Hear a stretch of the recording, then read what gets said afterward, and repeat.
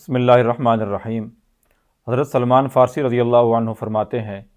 میں نے تورات میں یہ پڑھا تھا کہ کھانے کے بعد ہاتھ اور منہ دھونا انسان کے لیے باعث برکت ہے۔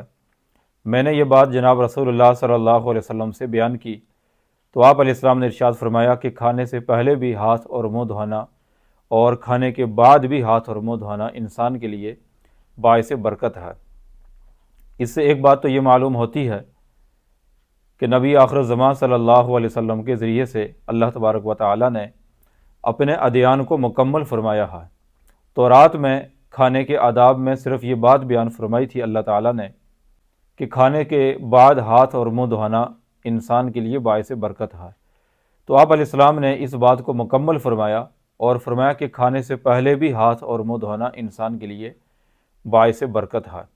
ایک دوسری روایت میں ہے، ابن عباس رضی اللہ عنہما فرماتے ہیں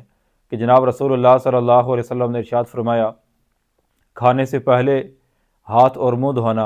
اور کھانے کے بعد بھی ہاتھ اور منہ دھونا انسان سے فقر کو اور محتاجی کو دور کرتا ہے۔ اور ایک دوسری روایت میں ہے،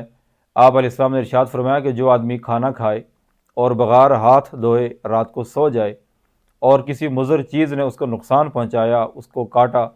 تو فرمایا کہ وہ اپنے آپ کو ہی ملامت کرے، اس لیے کہ اس کی اپنی غلطی تھی کہ وہ بغیر ہاتھ دھوئے سو گیا۔ اس کے علاوہ یہ بات بالکل ظاہر بھی ہے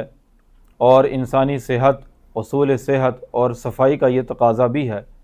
کہ ہاتھ اور منہ یہ دو آلے ہیں جن کے ذریعے سے خوراک انسان کے جسم میں داخل ہوتی ہے۔ کھانے سے پہلے بھی ان کو خوب اچھی طرح سے دھویا جائے اور کھانے کے بعد بھی ان کو اچھی طرح سے صاف کیا جائے۔ یہاں منہ دھونے سے مراد وہ کلی کرنا ہے۔ اللہ تعالی ہمیں حضور علیہ السلام کی اس سنت مبارکہ پر عمل کرنے کی توفیق عطا فرمائے۔